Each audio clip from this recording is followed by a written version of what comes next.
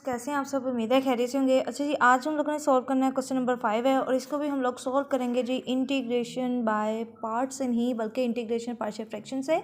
Partial fraction के कुछ rules को यूज़ करते हुए हम लोगों ने जब ऐसे हमारे पास न्यूमरेटर डिनोमिनेटर के इस तरह से फंक्शन हमारे पास गिवन होंगे तो उसको हम लोगों ने क्या करना है, सॉल्व करना है। अब सबसे पहली बात तो मेरे बेटा, अगर आपने मेरे चैनल को सब्सक्राइब नहीं किया तो काइंडली मेरे बेटा कर लें और बेल आइकन के बटन को ज़रूर प्रेस कर लें ताकि मैं आने वाली वीडियोज़ की अपडेट आपको मिलती रहे। और ज़्यादा से ज़्यादा दूसरों से शेयर किया करें। शेयर करना क्या होता है, सदका जारी होता है। मेरी वजह से आपकी वजह से किसकी हेल्प हो जाए, हेल्प करना क्या होता है, अच्छी बात होती है। अच्छा जी, बात करते हैं इस क्वेश्चन की। तो इसके लिए हम लोगों ने सबसे पहले बात तो डिनोमिनेटर पे फोकस करना है। डिनोमिनेटर इंटीग्रेशन हमारे पास है ये डेफिनेट इंटीग्रल गिवन है जिसके अंदर हमारे पास साथ में लिमिट्स गिवन है 0 से 1 तक और साथ में हमारे पास फंक्शन इस तरह से x² + 2x + 1 डिनोमिनेटर में और न्यूमरेटर में हमारे पास पड़ा हुआ है x³ पड़ा हुआ है। तो हमारे पास अगर इस तरह का केस आ जाता है न्यूमरेटर की पावर से न्यूमरेटर की पावर डिनोमिनेटर की पावर से ज़्यादा हो जाए तो इसके लिए हम लोगों ने क्या करना होता है, पार्शियल फ्रैक्शन को यूज़ करने से पहले हम लोगों ने पहले तो बात देखना होता है कि इसके फैक्टर बन सकते हैं यानी, फिर उसके बाद हम लोगों ने इसके डिवीजन मेथड को यूज़ करते हुए क्या करना है, सॉल्व करना है। देखते हैं फॉर्मूला। सबसे पहले बात मैंने डिनोमिनेटर के लिए आप लोगों को थोड़ा सा सिंप्लीफाई करके बताया हुआ है कि अगर a + b का होल स्क्वायर हो तो उसको हम लोग बोल सकते हैं a² + 2ab + b² की फॉर्म में है। तो हमारे क्वेश्चन के केस में अगर हमारे पास सपोज करो x + 1 हो तो उसका स्क्वायर हो, हमारे पास क्या होगा x² + 2x + 1 और यही फैक्टर आप लोग गौर करें तो आपके डिनोमिनेटर में क्वेश्चन में गिवन है। तो इसका मतलब इस पूरे की जगह आप लोग लिख सकते हैं x + 1 का होल स्क्वायर भी लिख सकते हैं। ठीक है, तो मतलब इसी क्वेश्चन की ये फॉर्म एक बन सकती है।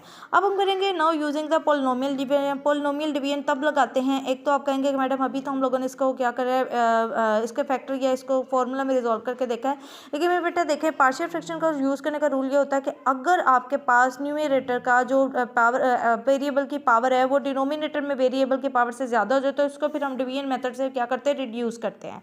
तो पहली बार हम लोगों ने क्या करना है, x³ को इनसाइड रख लेना है और x² + 2x + 1 को बाहर रख लेना है। डिवीजन मेथड यूज़ करेंगे।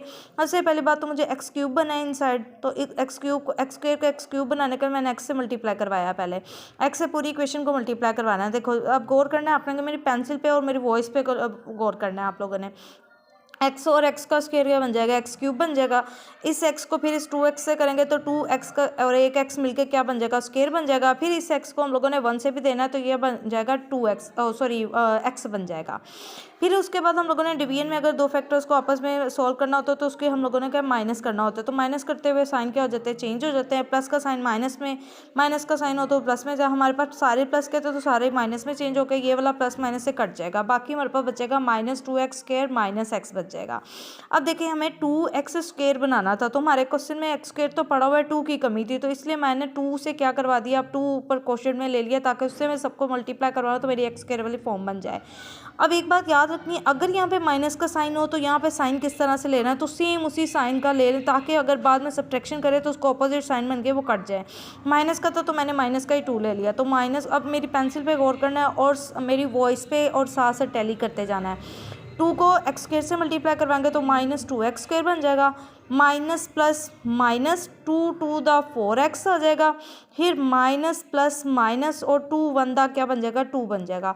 सब्ट्रैक्ट करेंगे, सबके अगर नेगेटिव साइन है सब किस में चेंज हो जाएंगे, पॉजिटिव में, तो प्लस माइनस की वजह से ये फैक्टर कट गया। बाकी हमारे पास प्लस माइनस -4 में से 1 को अगर माइनस करें तो आपको बाकी 3x बचेगा, लेकिन पॉजिटिव साइन आ जाएगा, बड़ी टर्म का पॉजिटिव है, यहाँ से आ जाएगा +2। अब हम लोगों ने रूल यूज़ करना होता है, आंसर किस तरह से लिखते हैं, क्वोशिएंट रिमाइंडर ओवर डिवाइजर। तो ये हमारे पास हमेशा होते हैं क्वोशिएंट की वैल्यू, ठीक है, और ये हमारे पास आता है, आपके पास रिमाइंडर आता है और ये आपके पास क्या होता है, डिवाइजर होता है जिससे डिवाइड कर रहे होते हैं। ठीक है, तो ये वाली अगर आप लोगों को चीज़ें पता है तो आप लोगों ने क्वोशिएंट रिमाइंडर और डिवाइजर के अकॉर्डिंग आप लोगों ने वैल्यूज लिख लेनी है। लेकिन अगर इंटीग्रेशन के केस में हो तो आप लोगों ने क्वोशिएंट लिखने के बाद प्लस का साइन लगा के रिमाइंडर ओवर डिवाइजर लिख देना है। अब यहाँ पे हम लोग इस तरह से लिख सकते हैं या इसको इस फॉर्म में भी लिख सकते हैं, मतलब x² + 2x + 1 को अभी स्टार्ट में मैंने बताया था हम x + 1 का होल स्क्वायर भी लिख सकते हो, तो मैंने उस फॉर्म में लिख दिया है। वीडियो को पॉज करके यहाँ से आप लोगों ने नोट कर लेना है स्टेप। अब चलते हैं इससे नेक्स्ट पार्ट की तरफ, क्या हम लोगों ने इससे आगे अब करना क्या है। जैसे ही हमारे पास ये वाले पार्शियल फ्रैक्शन वाली फॉर्म को क्या सोल्व कर लेना है, फिर हम लोगों ने इंटीग्रेशन अप्लाई कर देनी है, apply integration on both sides. अब ये मैंने किया कैसे, गौर से देखना है, मैंने इंटीग्रेशन इसके ऊपर भी अप्लाई करनी है, ठीक हो गया। इस स्टेप के ऊपर भी इंटीग्रेशन, इसके ऊपर भी इंटीग्रेशन अप्लाई करनी है और इसके ऊपर भी इंटीग्रेशन अप्लाई करनी है, ठीक है। तो आप चाहे एक्स पे भी करें, 2 पे भी कर लें और इस तरह से इसके भी 2 फैक्टर बना के कर सकते हैं। तो मैंने देखते हैं अब किस तरह से किया है। पहले मैंने एक्स के ऊपर इंटीग्रेशन लगाई है, साथ हमारे पास क्वेश्चन के अंदर लिमिट भी गिवन थी जो कि हमारी 0 से 1 तक जा रही थी, ठीक है। तो एक्स के ऊपर इंटीग्रेशन लगाई है, फिर मैंने उसके बाद 2 के ऊपर लगाई है। आपकी आसानी के लिए थोड़ा सा लिख के बता रही हूँ, ठीक है। उसके बाद फिर मैं इस फैक्टर की तरफ चली गई हूँ। अच्छा जी, एक्स के ऊपर इंटीग्रेशन, फिर 2 के ऊपर इंटीग्रेशन, फिर उसके बाद जो लास्ट वाला स्टेप था 3x + 2 ओवर x + 1 का होल स्क्वायर, इसके ऊपर इंटीग्रेशन। अब मैंने इसको मज़ीद सिंप्लीफाई करने के लिए इसके फर्स्ट, सेकंड और थर्ड 3 फंक्शन के अंदर इसको क्या कर लिया, कन्वर्ट कर लिया। 3 फंक्शन के अंदर कन्वर्ट करने के बाद अलग अलग इनकी क्या करूँगी, इंटीग्रेशन। पहले वाले स्टेप की इंटीग्रेशन करते हैं इस वाले की, ठीक है। आप लोगों को आसानी के लिए स्टेप बाय स्टेप चीज़ों को लेके चली हूँ। अब देखिए इंटीग्रेशन 0 से 1 x dx है। एक्स का जब एक्स की रिस्पेक्ट से इंटीग्रेशन आ रही हो तो एक्स का डेरिवेटिव क्या होता है, 1 होता है। सपोज करो इसके आगे ही पड़ा हुआ है तो फिर इसकी पावर में एक ऐड और उसी से क्या करवा देते हैं, डिवाइड करवा देते हैं। और हमारे पास क्या जा रहा होता है, इंटीग्रेशन के जो हमारे पास लिमिट है वो कहाँ से जा रही है, 0 से 1 तक जा रही है, ठीक है।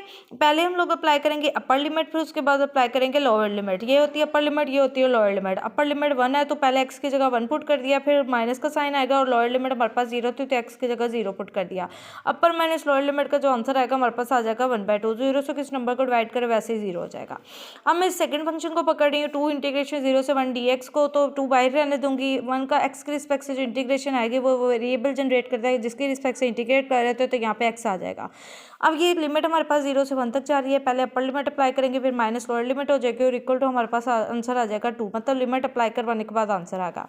अब बात करते हैं थर्ड पार्ट की। थर्ड पार्ट के अंदर हमारे पास आ रहा है 3x + 2 ओवर x + 1 का होल स्क्वायर dx। तो यहाँ पे हम लोग यूज़ करेंगे अपना इंटीग्रेशन बाय पार्ट्स वाले फॉर्मूला के अकॉर्डिंग, सॉरी पार्शियल फ्रैक्शन वाले फॉर्मूला भी यहाँ पे अगर यूज़ हो सकता है। नहीं, यहाँ पे बहुत सिंप्लीफाई चीज़ें हैं। सबसे पहले तो बात हमारे पास जो हमें इरिटेट कर रही है इस वक्त, इसको इंटीग्रेट करने के लिए उस चीज़ को सबसे पहले हम लोगों ने पकड़ना है और किसी नई चीज़ के इक्वल क्या कर लेना है, सपोज कर लेना है, ताकि वो चीज़ हमारे लिए आसान होकर रिड्यूस होकर कुछ थोड़े फैक्टर्स में क्या हो जाए, कन्वर्ट हो जाए, जिसको हमारे लिए सॉल्व करना भी क्या हो जाए, आसान हो जाए। जैसे यहाँ पे देखिए 3x + 2 ओवर x + 1 का होल स्क्वायर dx है ना, तो मैंने x + 1 को पकड़ा, u के इक्वल रख लिया है, नए वेरिएबल के ऊपर लेट किया है, ठीक है। अब इसका हम ले लेंगे दोनों तरफ डेरिवेटिव, ये बन जाएगा du और ये बन जाएगा dx। और 1 का कांस्टेंट नंबर का डेरिवेटिव वैसे ही 0 हो जाता है, तो सिर्फ x का डेरिवेटिव 1 होकर आपके पास dx रह जाएगा। अब क्या करेंगे, यहाँ से हम लोगों ने कि लिमिट्स भी चेंज करनी है। लिमिट हमारी पहले किस यहाँ से 0 से 1 तक जा रही थी। अगर हम लोगों ने इस वेक्टर को u में चेंज किया तो इसका मतलब इसकी लिमिट्स को भी u में ले जाना होगा। तो ले जाते कैसे हैं, देखो जब x अप्रोच कर रहा है 0 को तो u की वैल्यू क्या होगी, यहाँ पे अगर x की वैल्यू 0 पुट कर दूँ तो u की वैल्यू क्या आ जाएगी, 1 आ जाएगी। तो मतलब जब x 0 को अप्रोच कर रहा है u की वैल्यू 1 आ रही है। जब हम आपके पास x अप्रोच कर रहा है 1 को, तो देखते हैं x अप्रोच कर रहा है 1 को तो 1 + 1 से क्या आ जाएगा 2, तो u की वैल्यू बन जाएगी 2। तो जब x अप्रोच कर रहा होगा 1 को, u को अप्रोच कर रहा होगा 2 को, तो लिमिट अब 1 से 2 तक चले जाएगी, ठीक है। ये स्टेप बहुत ज़्यादा इंपॉर्टेंट है।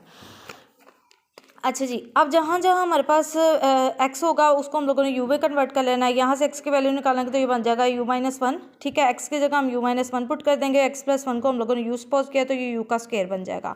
यहाँ से थोड़ा सा सिंप्लीफाई करते हैं, 3 को उनसे मल्टीप्लाई करवा देंगे, 3u - 3 + 2 बन जाएगा। 3 में से 2 माइनस करें तो 1 बन जाएगा। अब 3u के नीचे भी u स्क्वायर को डिवाइड करवा देंगे, 1 के नीचे भी u स्क्वायर को डिवाइड करवा के दोनों तरफ हम लोगों ने इंटीग्रेशन साइन यूज़ करने और लिमिट भी लगा देनी 1 से 2 तक, जो हम लोगों ने अभी कन्वर्ट किया है। अब यहाँ से एक u से कट के 3 ओवर u du रह जाएगा, 1 ओवर u स्क्वायर का du ले लेंगे। यहाँ से u ऊपर ले जाएंगे, डिनोमिनेटर से न्यूमिनेटर में, पावर पॉजिटिव से किस में चेंज हो जाएगी, नेगेटिव में चेंज हो जाएगी। कांस्टेंट नंबर बाई निकाल दिया, बाकी इंसर्ट 1 ओवर u और du बच जाएगा। तो यहाँ से ये वाले सारे स्टेप्स को आप लोगों ने क्या कर लेना है, स्क्रीनशॉट ले लेना है, ये साथ साथ क्या कर लेना है, नोट कर लेना है। अब इससे चलते हैं नेक्स्ट स्टेप की तरफ। 3 बाहर ही रहने देंगे, 1 ओवर u को u और उसका डेरिवेटिव 1 बनेगा तो उसका ln ऑफ u ले लेना है, ठीक है। लिमिट हमारी 1 से 2 तक जा रही है, u - 2 है, पावर में एक प्लस करके उसी से क्या करवा देंगे, डिवाइड करवा देंगे। तो ये u का डेरिवेटिव होता है 1। अगर ऐसी कोई सिचुएशन हो तो फिर पावर में एक ऐड करते उसी से डिवाइड करवा देते हैं। -2 + 1 से आपके पास -1 बच जाएगा और यहाँ से भी माइनस आ जाएगा।